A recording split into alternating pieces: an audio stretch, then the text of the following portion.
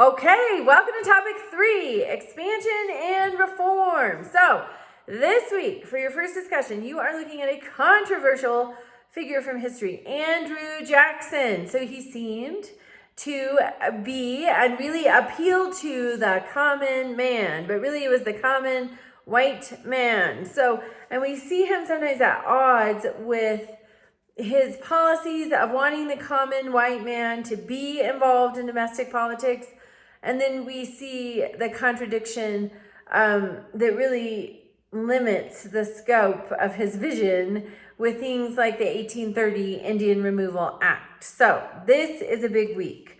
Also, then on Friday, your second discussion, you're looking at the Second Great Awakening. Remember, the First Great Awakening really planted the seeds for revolution, for the movement for colonial independence. Now we're looking at the Second Great Awakening. Also, you have an assignment. So you're going to pick 5 events from the list that is provided, and you're going to prepare a lesson as though you're a teacher, a PowerPoint.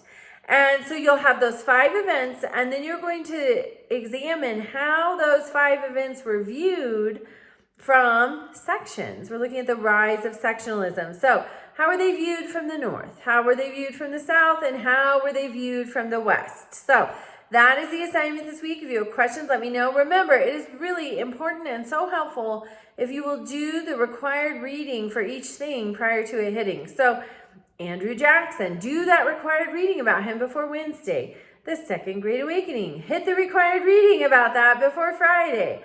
And then sectionalism is going to take up the rest of the readings. It will enrich not only your assignment submission, but your own knowledge. This morning, I was listening to Morning Joe. It's a podcast. It's by Joe Scarborough, who once upon a time, I think, was in the House of Representatives. And then Mika Brzezinski is his co-host.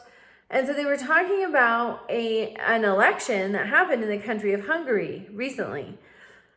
And Joe Scarborough said the reason people are surprised by the outcome of this election is because they do not study their history. So you are ahead of the curve. Study.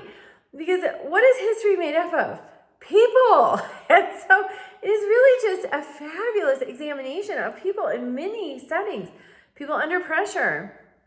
People enduring hardship. People under prejudice, people under discrimination, people under horrible false narratives that become the norm with narratives, so many things. So you as students of history can become great, not really predictors so much, but great anticipators of how not only people on the world stage might react or act in certain settings, but also people in your lives. So these students, many of you are going to be teachers. The students, you'll better understand how to impact them in positive ways the more you understand your history. So you're on a good track here. All right, have a great week and reach out with questions.